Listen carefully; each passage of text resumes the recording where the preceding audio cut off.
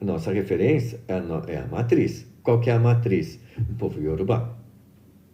Então, nós temos, assim, a oportunidade de olhar a matriz, de olhar a própria origem do culto, a origem do culto, a orixá, que é ali que está a nossa referência. Ah, mas isso pertence ao candomblé. Gente, candomblé não tem nada a ver com essa questão. A nossa referência é a matriz. E eu deixo claro isso.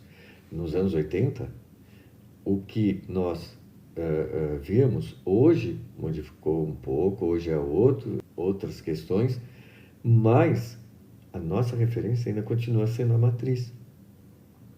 Independente do que tem aqui, Umbanda, Candomblé, outras religiões aqui da diáspora, porque é tudo diáspora.